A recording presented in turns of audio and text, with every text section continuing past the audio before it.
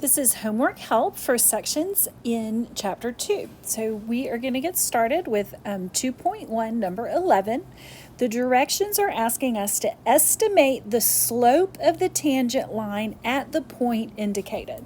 So what that means is this is our function, f of x equals x squared plus x, and this is the point where we are going to estimate the slope of the tangent line. Okay, so we are estimating, so we need to think about what slope is. And just as a reminder, slope is your change in your y value over your change in your x value. So what you want to do is you want to find x values that get closer and closer and closer to 0. So what I've done is I have picked out a few values that we're going to compare. So here's the first two values that we're going to compare. It's 0, x equals 0, and x equals 0.01. Then we're going to do 0 and 0.001, 0 and 0.001. And then we will go on the other side slightly between 0 and negative 0.01. So we're looking at our x and our y. If you look at this right here, okay, we want to know the slope right at x equals 0. So that would be right here. So we're going to go slightly to the right and slightly to the left and just get closer and closer to that to determine what the slope of our tangent line is. So that's what we're doing. And you want to get your calculator out because you're going to be doing a lot of computation on your calculator. Okay, so the first thing that we're going to do is we're going to find f of 0.01. So what that means is I am going to take 0.01 and I'm going to plug it in for x in my function. Okay, so I'm going to have 0.01 and I'm going to square that, and then I'm going to have plus 0.01. Okay, so this part right here is going to be 0.0101. So that's the value right here. That's f of 0.01. I just plugged it into my function. So I have 0.0101. Then I am subtracting f of 0. Now, if I plug 0 into this, I'm just going to get 0. So then I'm going to have minus 0. Now the denominator is just 0.01 minus 0. So in the denominator, I'm going to have 0.01.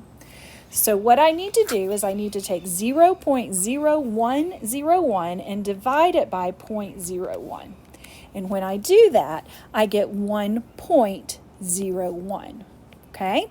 Now what I'm going to do is I am going to make them just a little closer together. I'm still doing a secant line, but I'm going to get them just a little bit closer together. So now what I'm going to do is I'm going to take 0.001 and I'm going to plug it in for that x right here and this x right here. Okay, so then I have 0.001 on my calculator, and I'm going to square that. And then I am adding 0.001 to that. And when I do that, this value right here is 0.00101. And then I am subtracting 0 because f of 0 is 0. And this value in the denominator that I'm going to be dividing by is 0.001. Okay, so then when I divide by 0.001, then I get 1.001. Okay? Now, I can continue doing that. I just wanted to kind of show you exactly what you're doing right here. And as I continue doing that, these two values are even closer together. And when I divide that out, I'm going to get 1.0001. Now, what I did here is I just went to the left of 0. So if I drew a number line, okay, and here is 0 right here, okay, I did some values very close to 0 on this side, the positive side of 0. What I'm doing right here is now I'm doing one to the left, something less than 0. Okay, so remember this value, f of 0 is 0. Okay, and then I'm going to subtract the f of negative 0.01. So in my calculator, and you've got to put this in parentheses, this is a negative value. So in your calculator, you need to put negative 0.01 in parentheses. Then you need to hit that x squared button on your calculator. That's very, very important that you do it that way. Okay, so I've got negative 0.01, and then I'm going to close that parentheses, and then I'm going to square it, and then I'm going to add negative 0.01 to it. And when I do that, I get negative 0, and I'm subtracting that. Okay. So I'm going to have 0 minus a negative 0.099, and that's going to make that positive. So it's 0 minus negative 0.0099. And so in the numerator, I end up with positive 0099. And then I am going to divide that by 0.01. And then when I do that, I get 0.99. So as we look at these, we see, that's going to be plus, we see that we are approaching 1, and this is the slope. All of these are the slope of the secant line, very, very close to this 0. Okay, but what I'm looking at is I want to estimate the slope of the tangent line, and these get closer and closer and closer to 1, and so the slope of my tangent line is 1. Okay, and as we have moved through our chapter, we have found other ways that we're able to look at that. Now, for number 15, we do that really exactly the same way. You just have to be super careful with your keystrokes, on your calculator. So here I am looking at the value when t is equal to 1.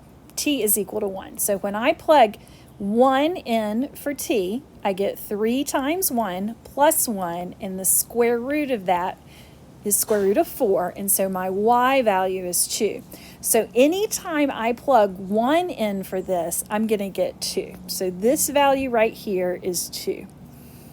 Okay, so then I am going to plug in, and you got to be careful with your keystrokes on your calculator. Okay, as soon as you hit second and your square root, so these are your keystrokes, second square root, you're going to see something on your calculator screen that looks like that right there.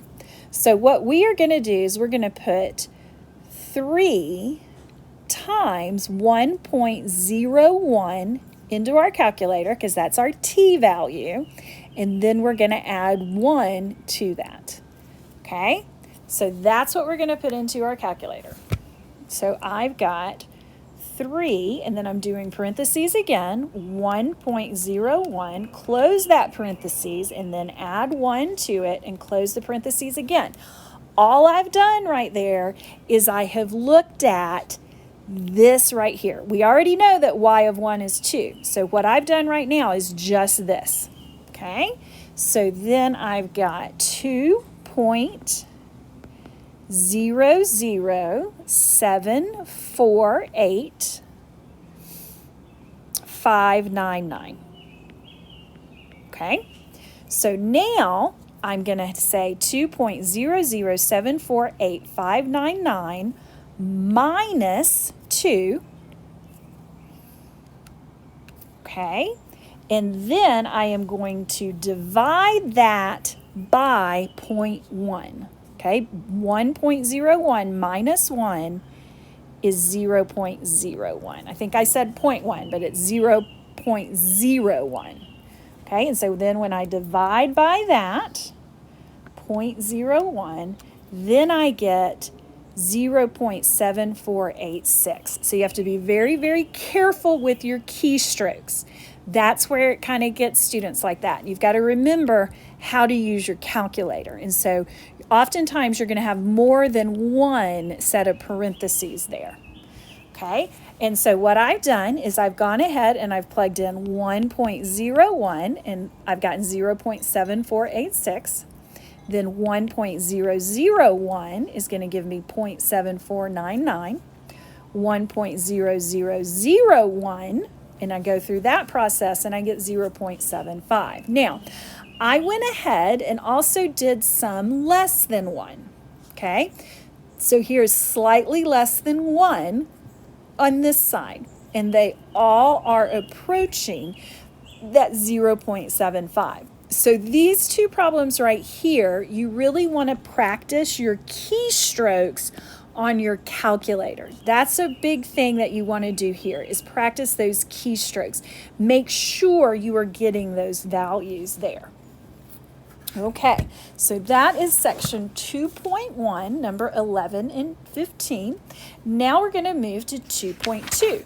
2.2, we continue to investigate limits. And again, right here we were investigating the slope of the secant line.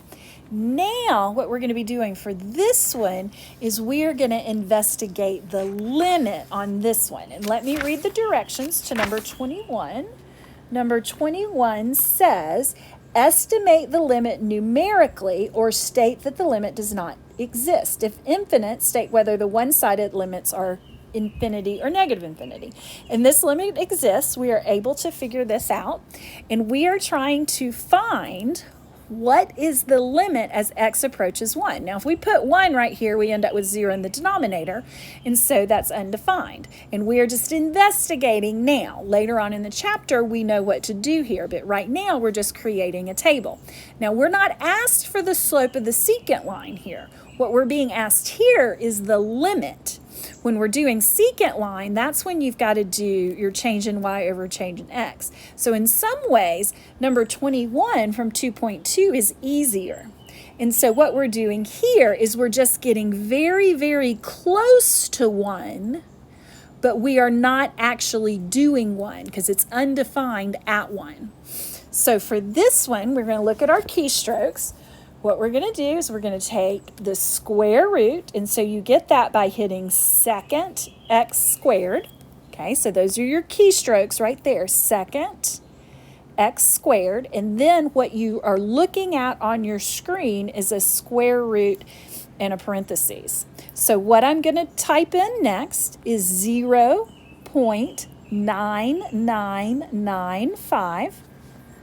Okay, and then I'm going to close that parentheses, and then I'm going to subtract 1. And so on my calculator screen, I'm going to have 9995. Okay, and then we're subtracting 1.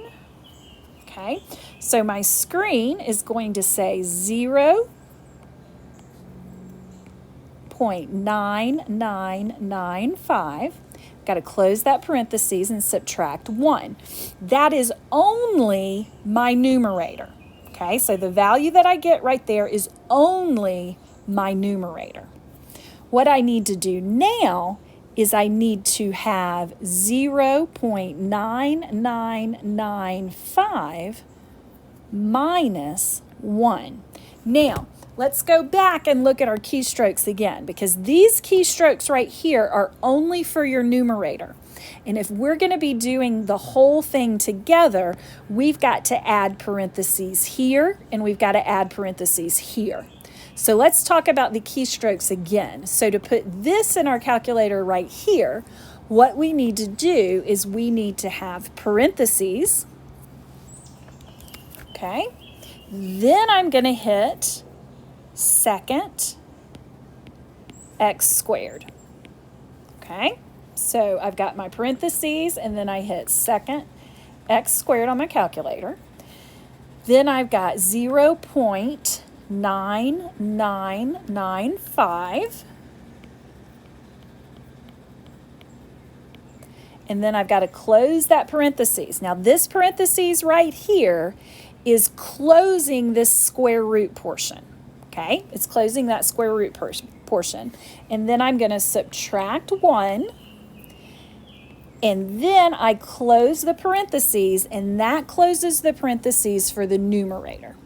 Okay, so that's what I've done, is I've closed the parentheses for the numerator. Now I'm going to hit divide again. I'm going to hit divide. And then I've got to put the bottom in parentheses too. So then I've got divide, and then I've got 0.9995 minus 1, and then I've got to close that parentheses again. So let me write that down for us. 0.9995 minus 1, and you close that parentheses again. And then when we do that, we end up with 0.50063. Okay, so it's practicing those keystrokes.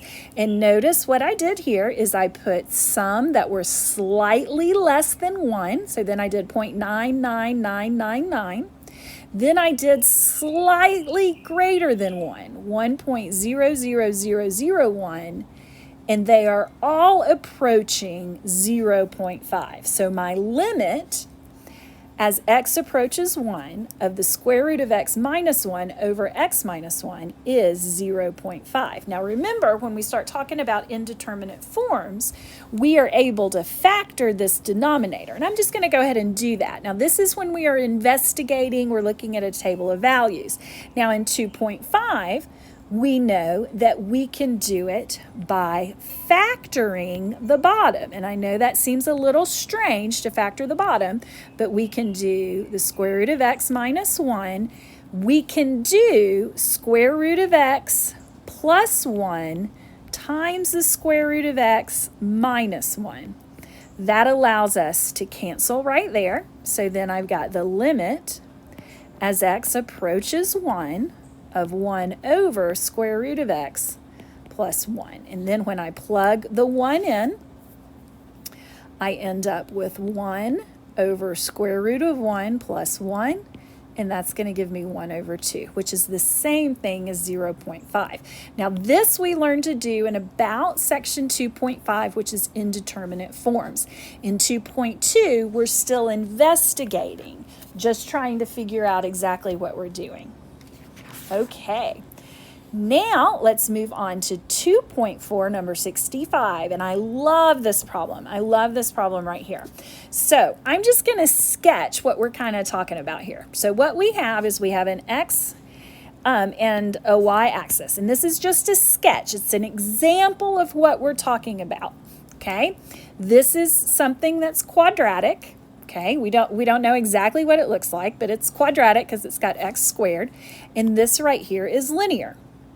And what this problem is asking me to do is to find some value of c that makes this continuous. Okay, so it's asking me to find some value that instead of it looking like this and like this, okay, that's what I don't want. I don't want something that looks like this. What I'm being asked to find is some value of c so that it looks like this right here. That we have our parabola, and then it's continuous, that there's no jump in it, that it goes continuous all the way. So the way that we're going to determine this is we've got to figure out a value for c that happens. And the way that we do this is we are going to plug 5 in to both. Plug 5 in to both parts of piecewise function.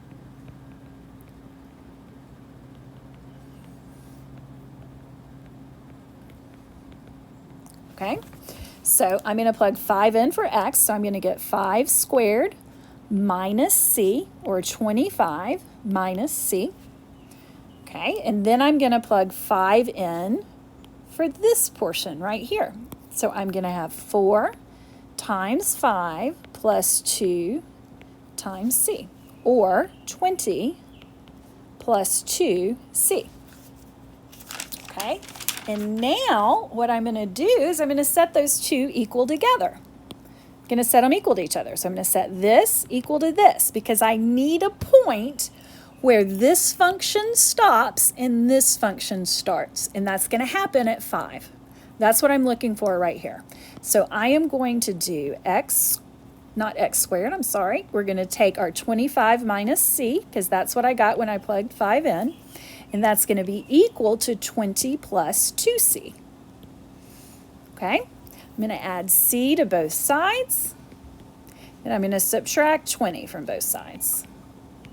So then I am left with 5 equals 3c, and the c value that I'm looking for is 5 over 3.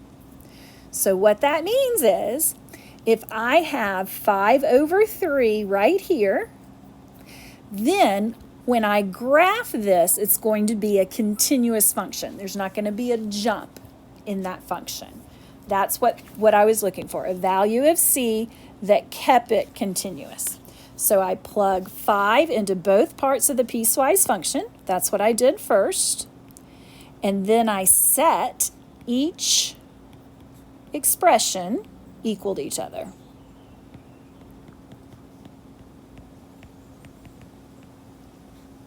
Or I should say set the two expressions equal to each other. Set the two expressions equal and solve. Okay. So now we are looking at some problems from 2.5, and those are indeterminate forms. So let's look at 2.5. Okay, here's our first one, and I think that maybe you guys just forgot how to factor on this one. That was my guess. So what we want to do here is we just need to put this in a form where I can plug in -1/2. And if I plug in -1/2 up here, I'm going to get 0. And if I plug in -1/2 in here, I'm going to get 0. So the first thing that I'm going to try to do is I'm going to try to factor. Now, remember, this is 2x squared plus 3x plus 1. So I need my sum and my product. My product is going to be 2 times 1. That's my product right there. So my product that I'm looking for is 2. And the sum that I'm looking for is 3. So I need two numbers multiplied together that give me 2 and added together give me 3. And those numbers are going to be 2 and 1. 2 times 1 is 2. 2 plus 1 is 3. So this is 2x squared plus 2x plus 1x plus 1. Okay? So now the first two, I'm going to factor out a 2x, and I'm left with x plus 1. And the next two, I'm going to factor out a 1, and I'm left with x plus 1. So 2x plus 1 times x plus 1. Okay, so now I've got the limit as x approaches -1/2 of 2x plus 1 over 2x plus 1 times x plus 1. All I did was factor the denominator. Now I can cancel this right here, and I'm left with the limit as x approaches -1/2 of 1 over x plus 1.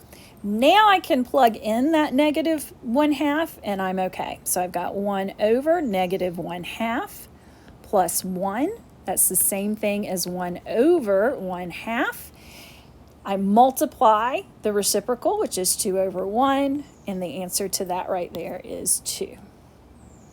Okay, so my limit as x approaches -1/2 is 2, and that is my final answer right there. Okay, and I think probably if you made a mistake on this, you kind of forgot how to factor, Or you forgot that this right here is 1 over 1 over 1 over 2. That's 1 over 1 divided by 1 over 2. And that's 1 over 1 times 2 over 1. Okay? So if you missed that one, I think it was the factoring or it was the multiplying by the reciprocal right there. Okay, so that is number 11. So now we're going to do number 19. Number 19. Let's make sure I got a whole page for this one. Yeah, I got it right here. Now, this is what we call a complex fraction. A complex fraction, and the way that we deal with complex fractions is we multiply everything by the LCD. So I'm going to put this over 1. So I have a fraction here, a fraction here, and a fraction here. So the first thing I want to do is I want to identify what my LCD is. Okay, and my LCD is h plus 2 squared times 4. Okay, so I have to look at my denominators. So here's a denominator. The square is included. Here's a denominator, and here's a denominator. So now what I'm going to do is I'm going to multiply the top and the bottom by this LCD. Okay, so I've got the limit as h approaches 0, and I'm going to multiply by 4 times h plus 2 squared over 1 times 1 over h plus 2 squared minus my LCD again. So I've got 4 times h plus 2 squared over 1 times 1 over 4. And all of this is over 4 h plus 2 squared over 1 times h over 1. Okay, so now let's do some cleanup. So I've got these two cancel. Okay, and so I'm going to do a rewrite. So I've got the limit as h approaches 0 of 4. Okay, so all of this right here simplifies to 4. Here, my 4's cancel, and I've got minus h plus 2 squared. Let me write that in purple just to keep things straight.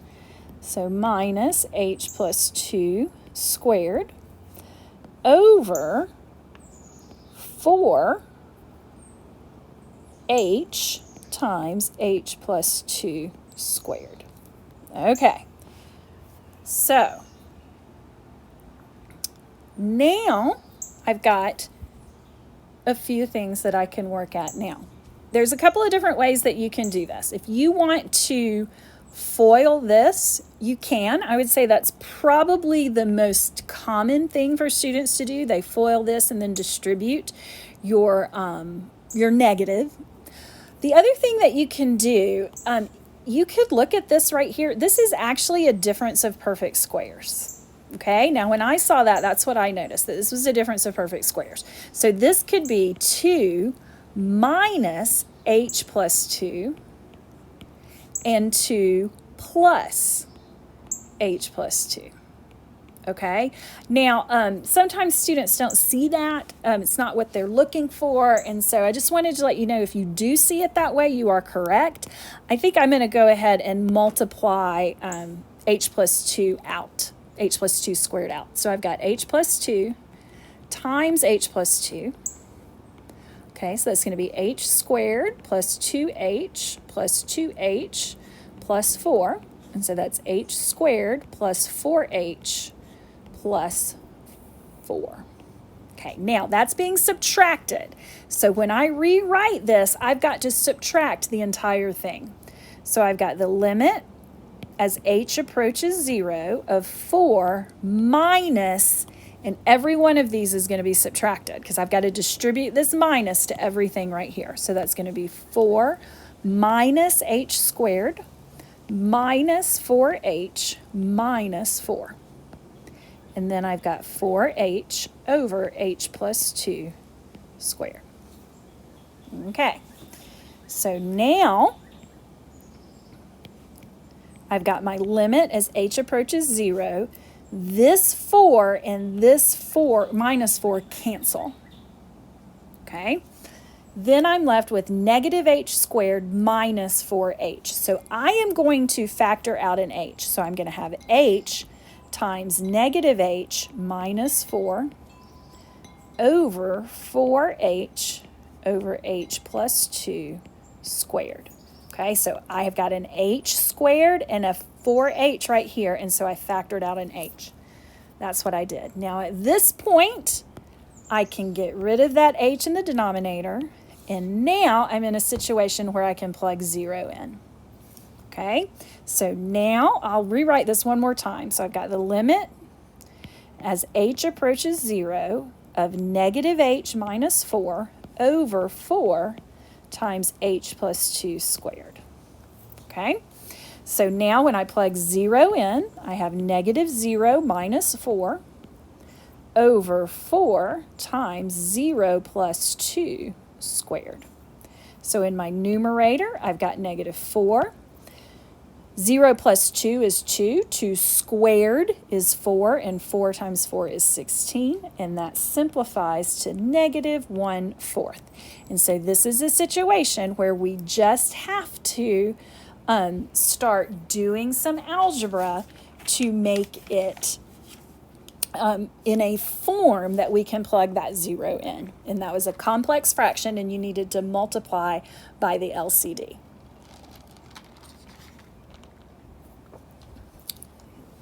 Okay, now we're going to do number 23.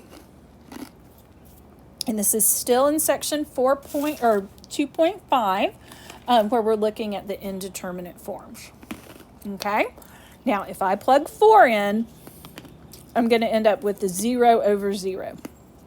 It's an indeterminate form, so I have to do something to this to get it into a form where I can plug it in. So what I'm going to do is I'm going to rationalize the denominator by multiplying by its conjugate. Okay, you got to stretch way back into your algebra to get to that. So to multiply by the conjugate, I focus on this minus sign right here in these two terms. So the conjugate, the terms are going to stay the same. I'm going to have the square root of x, and then I'm going to have the square root of 8 minus x. But instead of a minus, I'm going to have a plus. Now, if I multiply the denominator times that, I have to also multiply the numerator times that. So I've got the square root of x plus the square root of 8 minus x. Now, I'm not going to multiply the numerator yet. I'm just going to hang tight with the numerator. I may need to multiply the numerator, but right now we're just going to hang tight with it.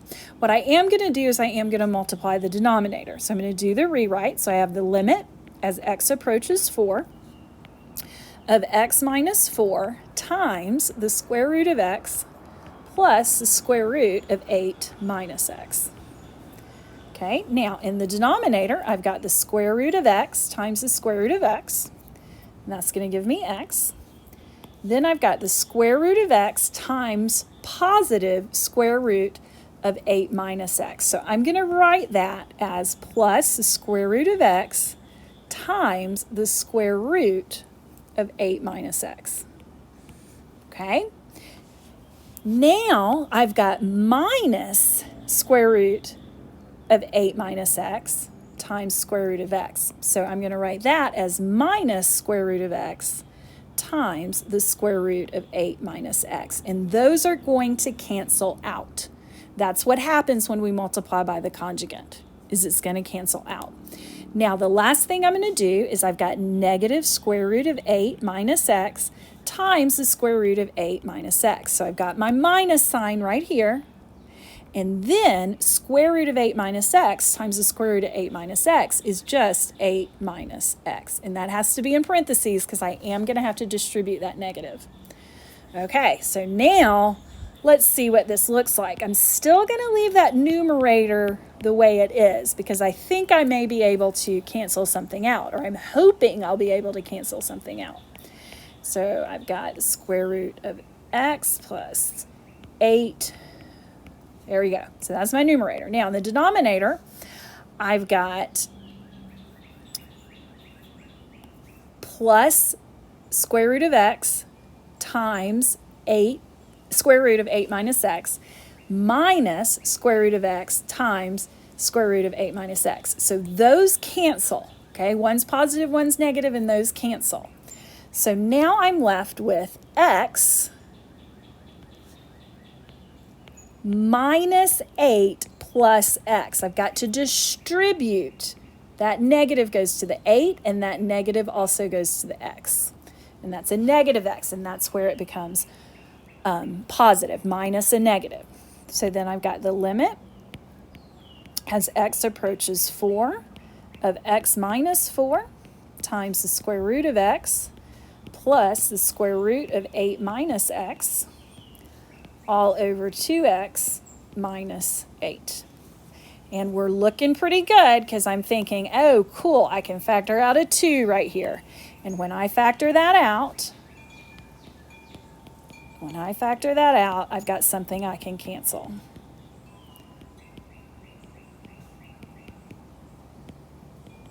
Okay, and so then this is 2 times x minus 4. So now I cancel this, and I have something that I can plug in at this point. So I've got the limit as x approaches 4 of square root of x plus square root of 8 minus x all over 2. So now I am going to plug in 4. So I have the square root of 4 plus the square root of 8 minus 4 all over 2. And that's going to be 2 plus 2 over 2. And that is 2. So the limit of this right here is 2. So 2 is my final answer right here. That's the limit of this function as x approaches 4. Okay, and the last one for this video is from our trig. And I love trig. I love playing around with trig. So let's look at this one right here. This is the limit. This is 2.6, number 34. Okay, and we have the limit as x approaches 0 of the tangent of 4x over 9x. Okay, and we just have to kind of play around with this to figure out what we want to do. So first thing I'm going to do is I'm probably going to bring that 9 out. And remember, that's 1/9. So I'm just going to pull that 1/9 out so that I can look at it like this. And so then I've got the limit as x approaches 0. Okay, so the next thing I'm going to deal with this right here, this tangent of x. Now, we know that tangent of 4x, that is the sine of 4x over the cosine of 4x. Okay, and then that's going to be x over 1. So I have a complex fraction again, complex fraction. Now, I am dividing by x over 1. Dividing by x over 1 is the same thing as multiplying by 1 over x. Okay, so that's what I'm going to do next. So I have 1 over 9 outside. And then I've got my limit as x approaches 0.